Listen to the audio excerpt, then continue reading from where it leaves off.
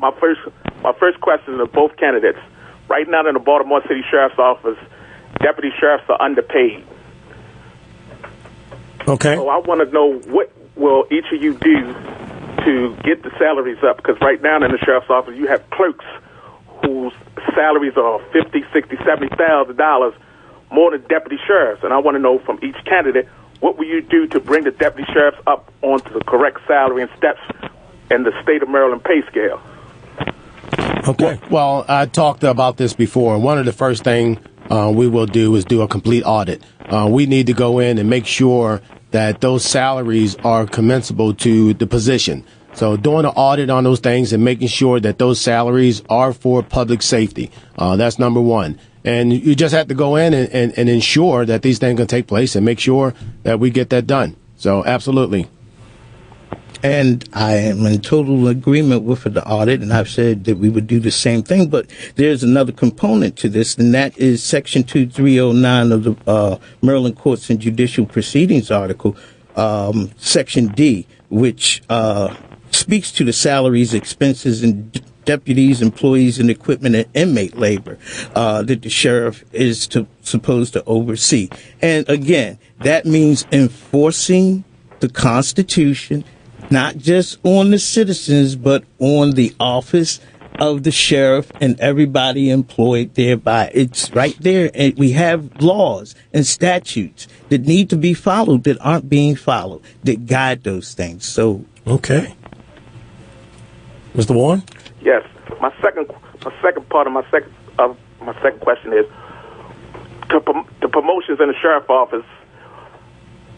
Right now, the sheriff, you can score at the top part of your test for promotions, but the sheriff can take it and go all the way to the bottom and promote somebody with a lesser score than the person who scored high.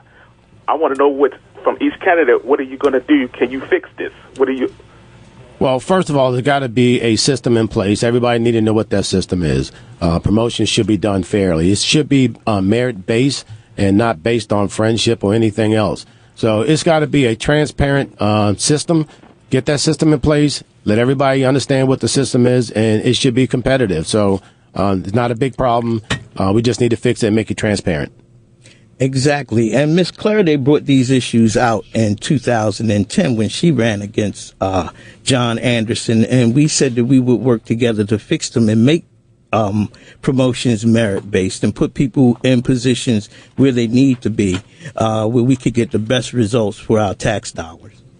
Wow. Okay, let's take another question. The Baltimore City Police Department has the availability of their union to address labor concerns that they face. What are your plans to try to initiate the same union protection for the Baltimore Sheriff's Department? And it seems like the pay disparity is something that, would have to be taken up with the union itself. Well, to me, that part is easy. The deputies should have the right to choose for themselves who will represent them and set that at the table. My part is easy. And one, I'd be willing to set that at the table and have a collective bargaining process. We should be allowed to sit at that table and allow them to sit at that table and to discuss those issues. That's not hard at all. Just have an open and transparent process. All right, makes it. Mr. Wiggins? Like I said last week, I was a member of Iron Workers Local 16. I'm still a member. And I believe in collective bargaining, and I believe we should have collective bargaining for the Sheriff's Department. I will support it wholeheartedly, and I will do everything that I can as a union member to make sure that our people are protected in the office of the sheriff.